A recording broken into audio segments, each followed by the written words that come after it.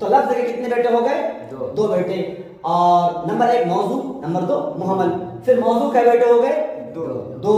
مفرد اور مرکب. پھر مفرد کے بیٹے ہو گئے 3. کیا کیا؟ اسم، فعل، حرف. نمبر 1 پر اسم کو کیوں کہا گیا؟ کیونکہ وہ کسی کا محتاج نہیں ہوتا ہے اپنا معنی بتانے میں، اس لیے ان کو نمبر 1 پر جگہ دی گئی. نمبر 2 پر فعل اس لیے رکھا گیا ہے اپنا معنی بتاتا تو ہے لیکن وہ زمانے کا محتاج ہوتا ہے. اور نمبر 3 پر حرف کو جگہ اس لیے دی گئی ہے اپنا معنی بتاتا ہی نہیں ہے. بسم اللہ الرحمن الرحیم. رہبر خطابت چینل میں ہم آپ کا استقبال کرتے ہیں. میں محمد انتخاب ندوی نحو و صرف اور ان دونوں کی روشنی میں عربی سکھانے کے لیے مدرسے کے طلبہ، خاص طور سے وہ لوگ جو بہت سارے ایسے لوگ ہیں جو تبلیغی جماعت میں رہتے ہیں، ان کو شوق ہے کہ میں قرآن کو سمجھوں، اس کے لیے انہیں عربی کو سیکھنے کی ضرورت پڑتی ہے. کئی فون میرے پاس آئے ہیں، انہوں نے کہا ہے آسان انداز میں آپ ہمیں عربی سکھا سکتے ہیں. اس کی خاطر میں نے یہ آسان اسلوب اختیار کیا ہے. آج ہم سب سے پہلے نحو سے متعلق کچھ ابتدائی باتیں بتائیں گے. لفظ کسے کہا جاتا ہے؟ لفظ یلفظ لفظا. انسان جو چیز بھی اپنے منہ سے نکالتا ہے اس کو لفظ کہا جاتا ہے. لفظ کے معنی پھینکنے کے آتے ہیں. یہ لفظ مصدر ہے. انسان کچھ بھی منہ سے پھینکتا ہے وہ لفظ ہے. اسی بنیاد پر جو آدمی زیادہ منہ سے کچھ پھینکتا ہے اس کو کہتے ہیں لوگ لفاظ ہیں، بڑی لفاظیں کرتا ہے. اور اسی کو گھٹیا لفظ میں کہا سکتا ہے یہ بڑا پھینکو ہے. پھینکو جو زیادہ پھینکتا ہے لفاظی کرتا رہتا ہے. تو لفظ انسان کچھ بھی منہ سے نکالتا ہے، خواہ اس کا مطلب ہو یا نہ ہو وہ لفظ ہے. نحوی حضرات نے اس کو 2 حصوں میں بانٹا ہے. جس لفظ کا مطلب ہوتا ہے، جس لفظ کا مفہوم ہوتا ہے اس کو موضوع کہا جاتا ہے، اور جس کا کوئی مفہوم نہ ہو، کوئی مطلب نہ ہو اس کو محمل کہا جاتا ہے. مثلا قلم، ولم. قلم کا مطلب ہے اور ولم کا کوئی مطلب نہیں. ہم نے ہمارے بیٹے ہیں منہاج، ہم نے ان کو بھیجا بازار جاؤ قلم لے کر پان لے کر آؤ، پان لے کر آ جائے. انہوں نے پان خرید لیا.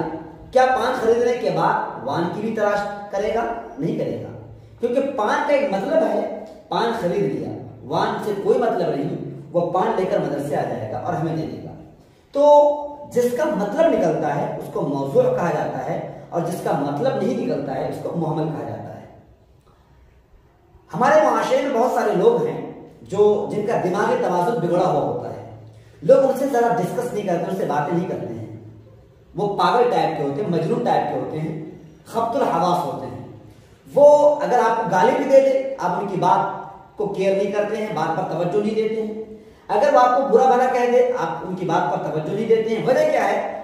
سامنے والا آپ سے کہتا ہے کہ ایک پاگل آدمی ہے اور آپ ان سے ڈسکشن کر رہے ہیں. ان کی گفتگو کے کوئی مطلب نہیں کرتے ہیں، ان کے الفاظ کے کوئی مطلب نہیں کرتے ہیں، کیونکہ ان کو محملات میں شمار کیا گیا ہے. اسی طریقے سے عربی زبان میں جس کا مطلب ہوتا ہے وہ موضوع ہے، اور جس کا مطلب نہیں ہے وہ محمل ہے. پانی، وانی. ماؤن، واؤن. ہاتھ بالماء والواء. پانی وانی لاؤ. تو الماء جو ہے جس کا مطلب نکل رہا ہے وہ موضوع ہے، اور جس کا مطلب نہیں نکلے گا وہ محمل ہے. ہم بات کریں گے موضوع سے، محمل سے کوئی بات نہیں کریں گے. محمل سے کوئی گفتگو نہیں کیا جاتا ہے. اگر کوئی آدمی کسی خبط الحواس شخص کو پکڑ کر دن بھر اسی کے پاس بیٹھا رہے وہ بے وقوف ہے، وہ احمق ہے. لہذا محملات سے باتیں نہیں کی جاتی ہیں. ہمارے نحویوں نے محملات کو چھوڑ دیا ہے، بحث انہیں کرنی ہے موضوع سے. اب موضوع کو پھر 2 حصوں میں بانٹا گیا ہے. موضوع کو 2 حصوں میں بانٹا جاتا ہے. ایک ہے مفرد اور ایک ہے مرکب. مفرد جس کو الگ کر دیا جائے. ایک پوری ٹیم ہو، 5-6 طلبہ کھڑے ہوں، 5-6 کھلاڑی کھڑے ہوں. تمام کھلاڑیوں کو اگر ایک جگہ کھڑا کریں گے یہ مرکب ہے. ان کھلاڑیوں میں سے ایک کھلاڑی کو ہم باہر نکال لیں گے، یہ مفرد ہو گیا. بات سمجھ آ رہی ہے؟ مفرد جس کو الگ کیا جائے، جس کو الگ کیا جائے. پوری ٹیم سے ایک طالب علم کو میں نے باہر نکال لیا، اس کو الگ کر دیا گیا ہے، اسی لیے اس کو کیا کہا جاتا ہے؟ مفرد کہا جاتا ہے.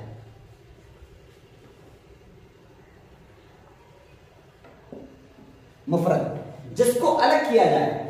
عربی زبان میں جتنے بھی حروف ہیں، جتنے بھی کلمات ہیں، جتنے بھی الفاظ ہیں، اگر ان تمام الفاظ کے اگر معانی ہیں انفرادی طور پر تو یہ مفرد ہے۔ مثلا اکل زید الطعام، اس میں اکل الگ کر دو، زید الگ کر دو، الطعام الگ کر دو، اکل زید الطعام، ان تینوں سے مل کر ایک مرکب تیار ہوا۔ جب ان مرکبات سے ہم اکل کو الگ کر دیں گے تو اکل مفرد ہو گیا، زیدوں کو الگ کرتے ہیں تو زید مفرد ہو گیا، الطعام کو الگ کرتے ہیں تو طعام مفرد ہو گیا۔ واضح رہے ہر مفرد کا مطلب ہوا کرتا ہے، ہر مفرد کا معنی ہوا کرتا ہے، ہر مفرد کا مفہوم ہوا کرتا ہے۔ تو موضوع کے ایک قسم مفرد ہے تو دوسری قسم مرکب ہے۔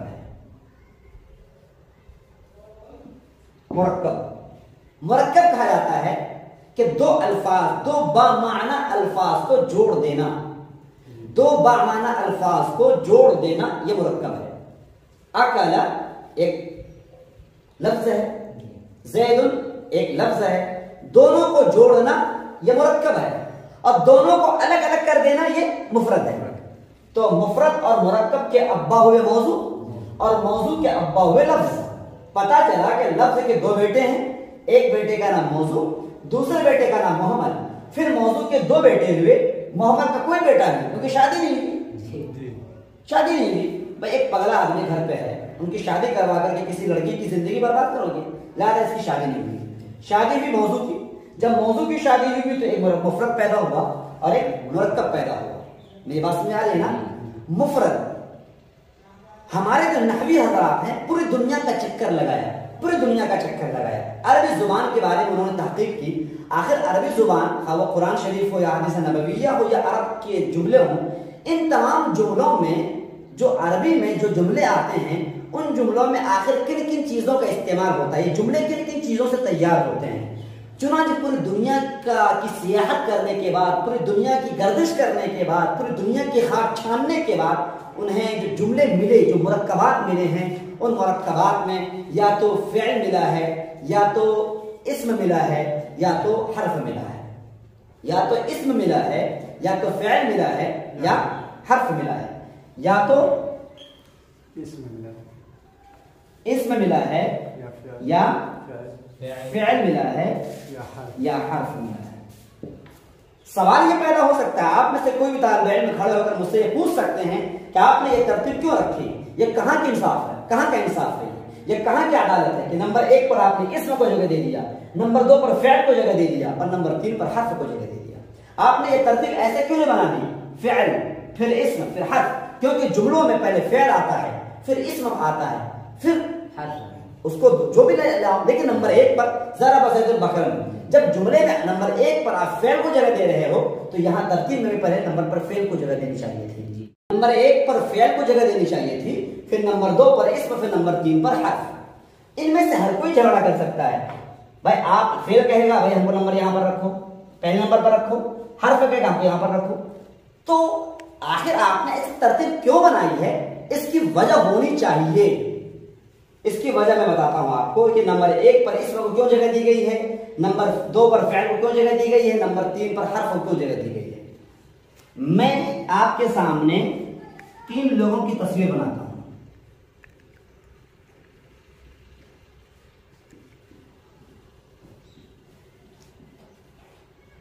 یہ ہو گئے بھائی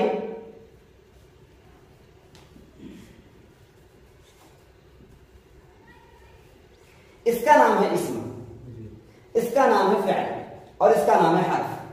دنیا میں دیکھا یہ جا رہا ہے کہ جب بھی اسٹیج بنایا جاتا ہے، اسٹیج پروگرام وغیرہ کے، خواہ وہ جون سا بھی اسٹیج ہو، وہ علماء کا اسٹیج ہو، پروگرام جلسوں کی شکل میں کروایا جائے، یا کانفرنس کروایا جائے، یا کسی اسکول میں فنکشن کروایا جائے، جون سا بھی اسٹیج ہو، وہاں پر عام طور سے یہ دیکھا جاتا ہے کہ 3 کیٹیگریاں اس میں طے کی جاتی ہیں۔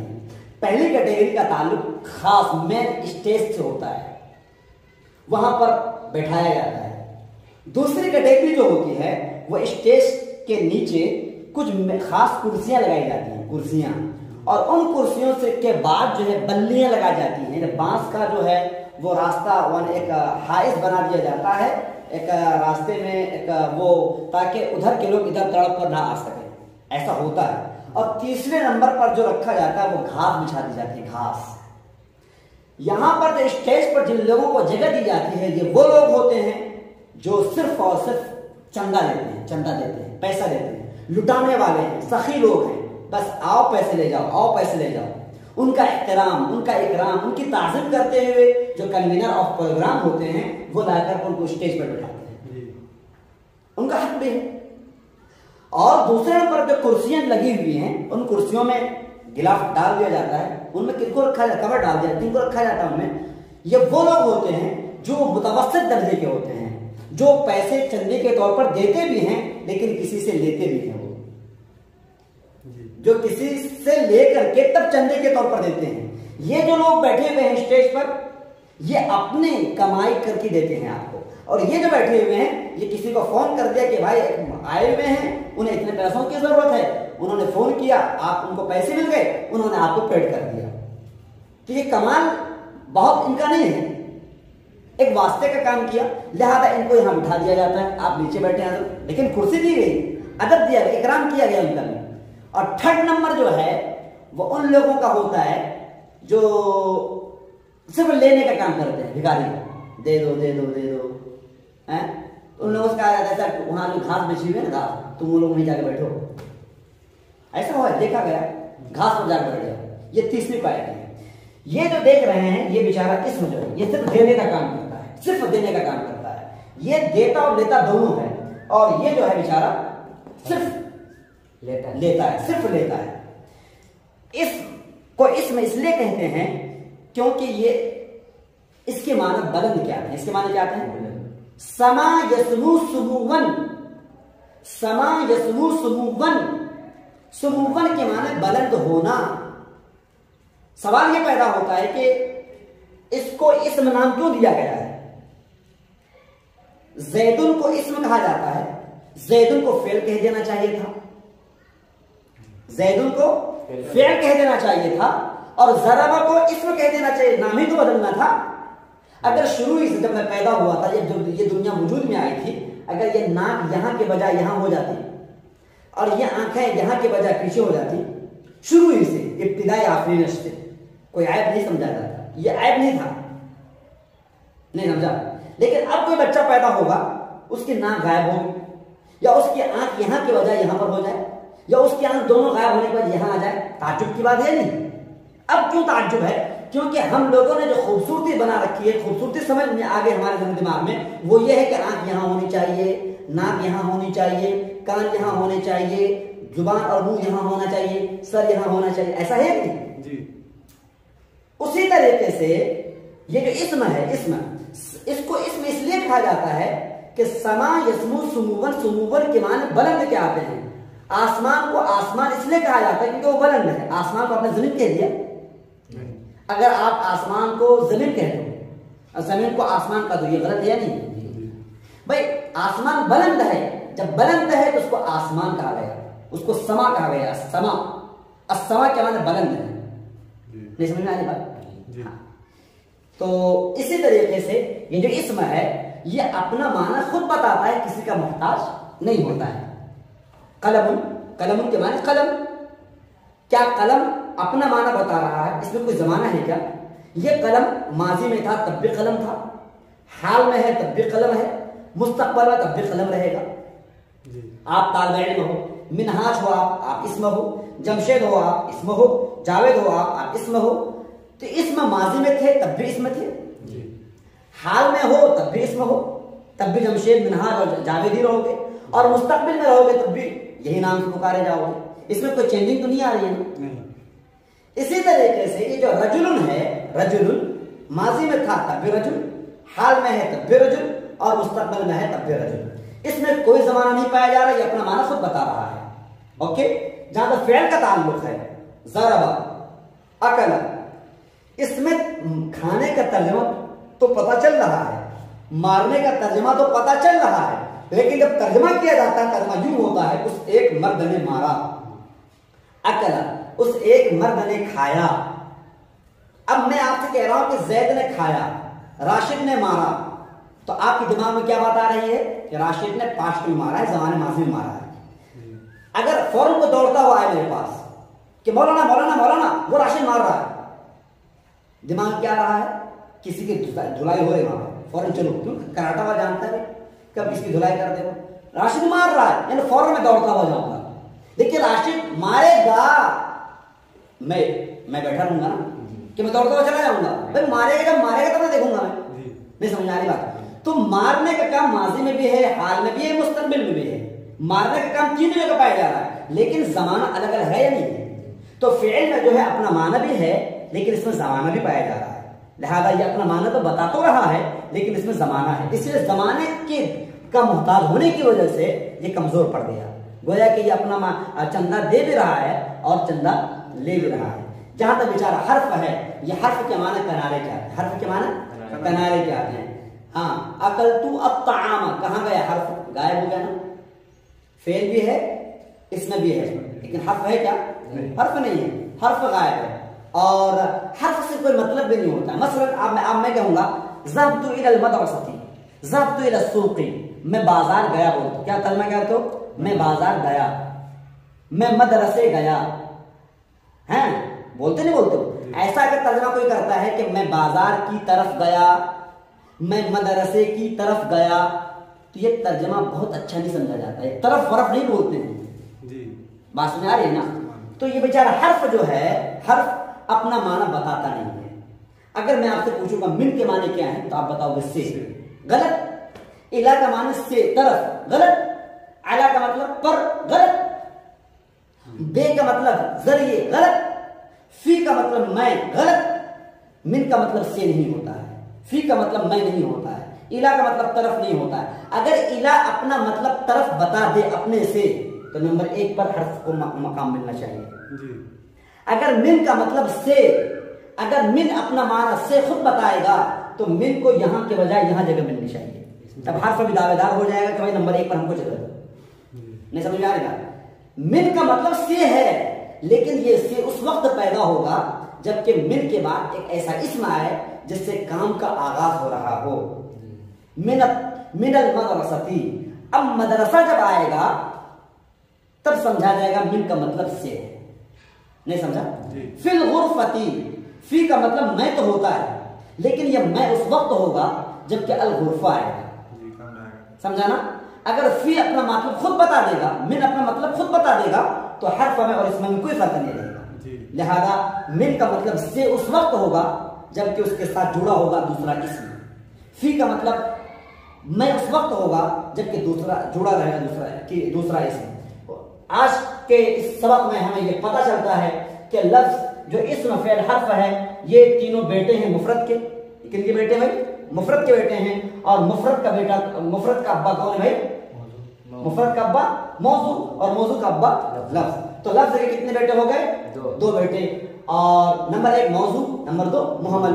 پھر موضوع کے بیٹے ہو گئے دو, مفرد اور مرکب. پھر مفرد کے بیٹے ہو گئے تین. کیا کیا, اسم فعل حرف. نمبر ایک پر اسم کو کیوں کہا گیا, کیونکہ وہ کسی کا محتاج نہیں ہوتا ہے اپنا معنی بتانے میں, اس لیے ان کو نمبر ایک پر جگہ دی گئی. نمبر دو پر فعل اس لیے رکھا گیا ہے, اپنا معنی بتاتا تو ہے لیکن وہ زمانے کا محتاج ہوتا ہے. اور نمبر تین پر حرف کو جگہ اس لیے دی گئی ہے, اپنا معنی بتاتا ہی نہیں ہے جب تک وہ دوسرے سے نہ جڑے. دوسرے سے جڑے گا تب پھر اپنا معنی بتائے گا. انشاءاللہ اس سلسلے میں بہت ساری باتیں مزید باقی رہ گئی ہیں, اور یہ سلسلہ چلتا رہ جائے گا. آج کے اتنا ہی کافی ہے. اللہ تبارک و تعالی ہمیں ان باتوں کو یاد کرنے کی توفیق عطا فرمائے اور دوسروں تک پہنچانے کی توفیق عطا فرمائے.